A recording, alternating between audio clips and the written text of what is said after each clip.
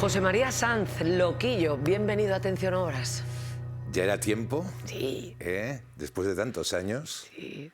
Y yo muy contento de estar en un programa que lo que consigue es un vínculo con todos los espectadores que os seguimos desde hace muchísimos años y creo que eso es muy importante. Si tú haces balance de tu carrera, loco, ¿crees que es fruto de la intuición o de un plan bien trazado para ser una auténtica estrella del rock? Yo a veces me lo pregunto, intuición seguro, sin intuición no se va a ninguna parte. Saber buscar el sitio adecuado. Yo encontré un sitio donde no existía. Entonces llegué, cuando lo digo en una canción, justo en el momento en que no había nadie. O sea, después vino mucha más gente, pero justo en el momento en que yo llegué, ese lugar no lo ocupaba nadie. Entonces tuve mucha suerte en eso, pero por otro lado me había preparado antes. Había sido locutor de radio accidental, había sido promocionero de una compañía de discos y llegué a escribir crónicas en la revista Popular 1 o Disco Express, que en cierta manera me facilitaron la entrada en lo que sería el mundo del show business. Mañana cumple 65 años, es tu cumpleaños. ¡Felicidades! Sí, gracias. ¿Qué vas a hacer? ¿Cómo lo vas a celebrar? Voy a disfrutar del Día de Santo Tomás en San Sebastián, que es la ciudad en la que vivo y que celebra su patrón, y yo mi cumpleaños, así que es una buena unión y aparte pues es una festividad que me gusta pasar en la calle. Estás en un buen momento porque has superado además unos problemillas de salud que ya les has dado la espalda, has dicho a la que os den. Sí. ¿Estás bien? ¿Estás feliz por esto? Estoy excelentemente. Bueno, la vida es eso, ¿no? La vida es de cierta manera, enfrentarte, primero, aprender a cumplir los años que uno tiene y saber disfrutar en cada época de tu vida de lo que te toca y no hacerlo tardíamente. Y por otro lado, es evidente, cuando llegas a una edad, evidentemente, pues la vida te pasa factura en algunas cosas o simplemente eres pasto de la suerte. Estás hecho un pincel, estás en un momento estupendo y además presentas disco y gira con el nombre de Corazones Legendarios. Pero qué cosa más bonita de nombre. Vamos a ver unas imágenes. Soy Frankenstein de todas las personas y de todos los lugares que visitamos.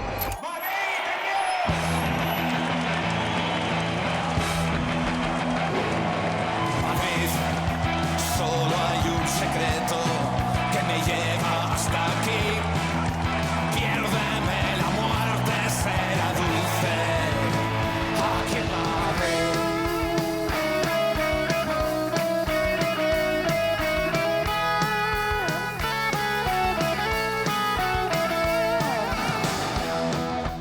Cuando los gamberros tienen acceso al poder y cuando los dandis muestran su desfachatez. Pelos de punta, absolutamente pelos de punta, porque hay algo, yo siempre que os veo a los músicos ahí arriba, con todo el mundo voceando, coreando vuestras canciones, con ese cordón umbilical que tiene que ver con un momento de nuestra vida, cada texto, cada verso, cada todo, ¿no? Y luego te bajas del escenario y cómo explicar que me vuelvo vulgar al bajarme de cada escenario. Yo es todo lo contrario. Cuéntame esto. Yo aquí, insisto, me gusta rebatir a mis compañeros de profesión. Perfecto. Yo creo que uno es real cuando está en el escenario y es el personaje cuando baja. Porque en el escenario eres libre. Puedes expresarte como quieras. Son tus canciones. Tienes el público delante. Puedes hablar, puedes... además experimentar una conexión con ellos y crear vínculos. Es cuando bajas, cuando tienes que protegerte. Sí. Y es cuando creas el personaje. El personaje de Loquillo es un personaje que nace de protegerse. Yo con 17 años, cuando empecé en un cabaret de las Ramblas de Barcelona, era un tipo muy pintón. Entonces... yo tenía el personaje de Loquillo antes de subir a un escenario. La magia del hecho artístico encima del escenario, que eso es una cosa inexplicable. Corazones Legendarios. Sí.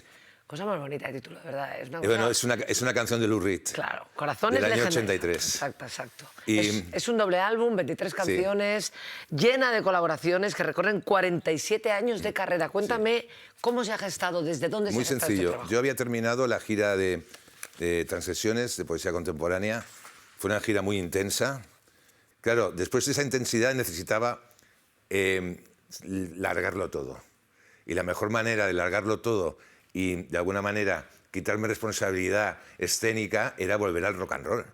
Busqué los mejores actores para los mejores guiones que eran mis canciones.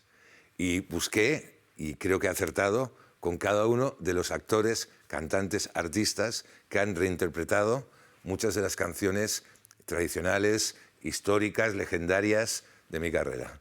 Esos músicos, esas colaboraciones Sí. que interpretan sus canciones de las que hablas, está hablando de Calamaro, está hablando de Nat Simons, de Ismael Serrano, de Alaska, de Bunbury, de Dani Martín, de Iván Ferreiro, de Coquemaya, de Jorge Ilegales, etcétera, etcétera, etcétera, etcétera. ¿Has ido pensando cada canción para cada invitado? Sí, guión para cada uno de ellos. Y habían cosas que estaban muy claras. Evidentemente, Leiva y Rubén, la antigua formación de Pereza, habían hecho una versión en su momento de Rock and Roll Star, evidentemente iban a cantarla ellos. Lo bueno ha sido que se han vuelto a reunir después de tantos años juntos. En el caso de Dani Martín, hizo una versión en su momento de Feo, Fuerte y Formal, que en su momento sirvió para que la nueva generación nos conociera, o me conociera. Evidentemente esa canción era suya. En el caso, por ejemplo, de Rafael, fue distinto porque es el único artista con el que yo no había coincidido. Con todos los artistas yo he coincidido. O sea, aquí no hay ningún artista impuesto por una compañía, etcétera. Todos han tenido que tener una relación conmigo de alguna manera. El único caso era Rafael, pero había una canción que yo grabé en el último disco, Diario de una tregua, que era Voluntad de Bien, que siempre le dije a su compositora, Sabino Méndez, cuando le dije, quiero una canción al estilo de Gilles Bécaud. Entonces, cuando la escuché, dije, esto la tiene que cantar Rafael. Es uno de los momentos más, no emotivos, más emocionantes de mi vida, porque grabar con Rafael, como grabé en su momento con Johnny Hallyday, son dos puntos álgidos de mi trayectoria, por lo emocional, por lo que significan cada uno de ellos en el aspecto de la cultura popular europea, ¿no? Tanto Rafael como Johnny Hallyday. Vamos a verte en esa colaboración con Rafael. Gracias. La dulce amistad, voluntad de bien, para renovar la aguda visión, mis ojos no ven, mis ojos no ven. Afán de medir, Deseo de contar, sentir plenitud, querer compartir, fue todo al final. y es monumental tan solo pensar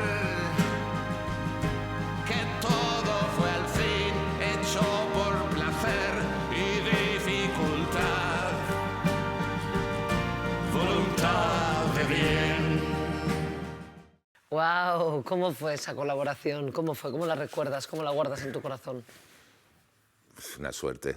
La vida te da a veces un golpe. Y yo recuerdo hablar con él y recuerdo pues que me hablaba de cuando le llamó Charles Aznavour en sus inicios. Yo le dije, pues a mí me pasa un poco lo mismo. Pero ahora estoy contigo, ¿no? Claro, o sea, claro. nosotros, Claro. nuestro país tiene una gran deuda con los artistas. Uno viaja a Francia, viaja a Inglaterra, por poner dos ejemplos cercanos, o a Italia, y se da cuenta de lo importantes que son en la cultura popular y cómo se les cuida. Aquí hemos descuidado mucho a nuestros músicos, a nuestros artistas, y ahí tenemos una cuenta pendiente. Vamos a verte ahora con otro gran amigo, con otro compañero, con otro ser humano maravilloso, con Dani Martín en La Sí. Revuelta. Dame una sonrisa de complicidad, toda tu vida se detendrá, nada será lo mismo, nada será igual. Ya sabes, feo, fuerte y formal, y en el calor de la noche a plena luz del día, siempre dispuesto para alegrarte el día, hombre de bien, a carta cabal, y como el duque feo, fuerte y formal.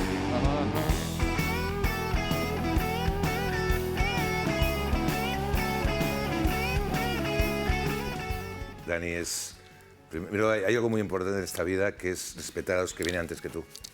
Eso es algo que aprendí muy joven porque era muy fan de las bandas de pop y de rock de los años 60, de los Sires, de los Salvajes, de los Mustang, y yo aprendí eso, y aprendí a no rechazarles y a no renegar de ellos. Es un error el que lo hace.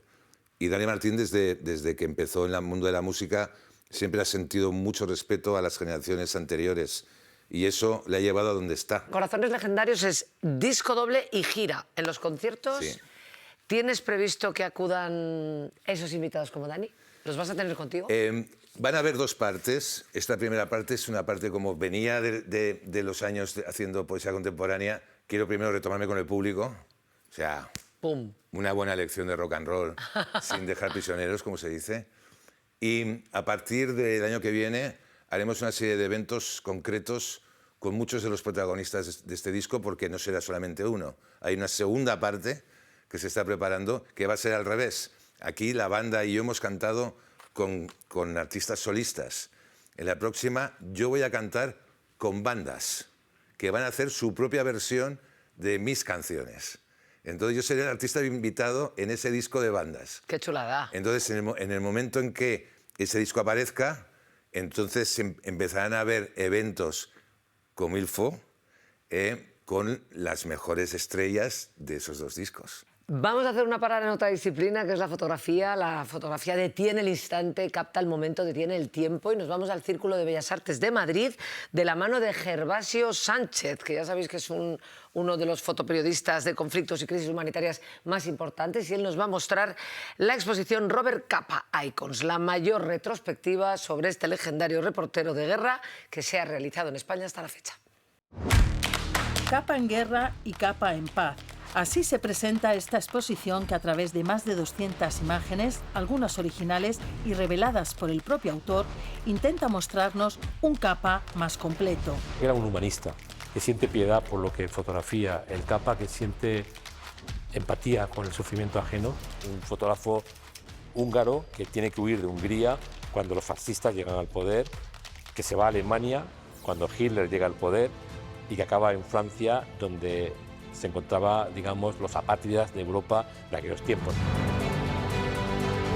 Un recorrido desde cuando Capa ni siquiera era Capa, pasando por su primer reportaje en 1932 con Trotsky como protagonista, hasta convertirse en el reconocido fotógrafo de guerra. Estuvo presente en 5 de ellas, la primera, la Guerra Civil Española, que le marcaría para siempre. Por la muerte de su, digamos, novia, su amante, Gerataro, en la batalla de Brunete de 1937, ¿no? Esto le dejó, él no estaba en España, estaba en Francia en ese momento. Una guerra narrada por Capa con miles de fotos y de la que Gervasio rescata esta. Un momento antes del bombardeo en Bilbao, donde se ve una madre y una hija, y la hija mira hacia el cielo, me parece una fotografía estremecedora, ¿no? Sobre lo que significa ponerte a salvo cuando va a ocurrir hechos muy fuertes. A la guerra civil le siguieron la de China, la Segunda Guerra Mundial, la de Israel e Indochina, y siempre con la visión de un Capa que afirmaba que si tus fotos no son lo suficientemente buenas es porque no te has acercado lo suficiente. Se embarcó en Normandía, hizo las fotografías que se salvaron, que son muy interesantes, estaba allí, era testigo ocular, saltó con los paracaidistas estadounidenses en Sicilia. Capa en paz nos muestra, sin embargo, su cambio de rumbo. Alejado de la guerra, funda la agencia Magnum, se traslada a París y empieza a codearse con destacadas figuras de la época, ya como ciudadano americano, nacionalidad que le costó mucho conseguir. Una época de fotografías en color, retratos y autorretratos.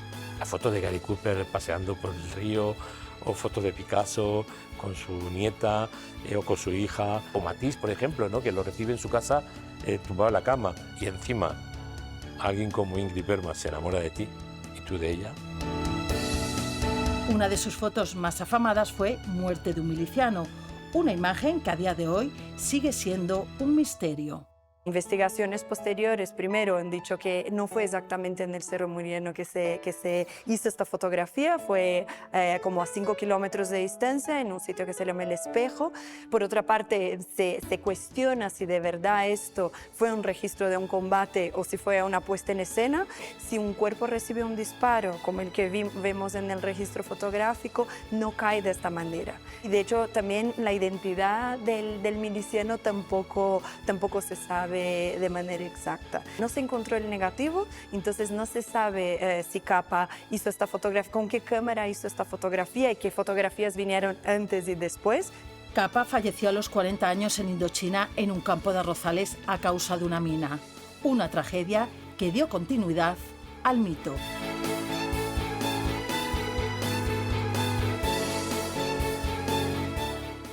¿Te sientes aludido por las fotos de Capa? Me refiero a que tu padre luchó en la guerra civil, en el bando perdedor y conoció... Mi padre fue sargento de carabineros de la República.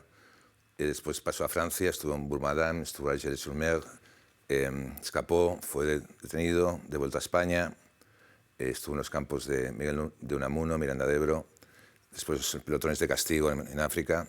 Y bueno, a veces pienso en qué poco hacemos o hemos hecho o han hecho para que la memoria de nuestro país perdure en las generaciones. Es muy importante el papel de los padres.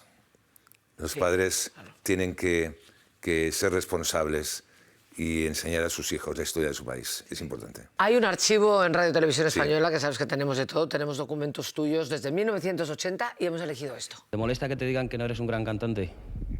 No, me molestaría si me dijeran que no soy un gran artista. Me considero un gran artista, además me lo creo mucho eso. Lo de cantante, pienso que habiendo tipos como Frank Sinatra, creo que cantante, esa etiqueta no se la puede poner nadie excepto él. Y en España pues hay cantantes muy buenos, cantantes de ópera muy buenos. Entonces lo de cantante para mí tiene un significado técnico, no tiene un significado escénico, porque en escena, aunque como cantes muy bien pero no sepas ni moverte, ni escenificar, ni interpretar, ni actuar, lo tiene fatal. Entonces pienso que yo les hago partido a otras cosas y creo yo que a la larga pues quizás sean más productivas, porque siempre puedes aprender a cantar o a entonar más o menos, pero si no sabes interpretar y no te sale de dentro, evidentemente creo que eso es mucho peor. ¿Sigues pensando igual? Bien, bien. ¿Qué opinas de ti? ¿Sigues pensando igual? Tiene criterio el chaval. Sí, señor. Hombre, es loquillo, ¿eh? Sí, un respeto, ¿eh? Sí, sí. Un respeto. Qué grande. Bueno, si hablamos de tu relación con la literatura, que es otra cosa, que es un bastión, y ahí tenemos ese libro maravilloso. Y ese libro maravilloso es precisamente Memoria de jóvenes airados, que es a su vez una trilogía que escribes a lo largo de los años y que incluye nada más y nada menos que Barcelona Ciudad, 2010, En las calles de Madrid, 2018, y Chanel, cocaína y Don Periñón, 2019. Vale. También has hecho, como contabas, una gira por los teatros, leyendo, o bueno, lecturas dramatizadas, leyendo poesía. Interpretando con una banda, pues esa segunda. Yo soy hijo de una Barcelona que creció con la influencia del rock and roll americano, porque los marines americanos invadían las Ramblas y evidentemente venían con su música. Y eso hizo que las bandas de pop tuvieran una importancia vital, porque crecieron gracias a que escuchaban la música que no escuchaban en ningún sitio en esos locales donde iban los marines americanos. Y por otro lado, la influencia de la chanson francesa, que influenció tanto la Nova Cançó. Y yo soy hijo de las dos cosas, así que me tenía que salir esa influencia por los dos lados.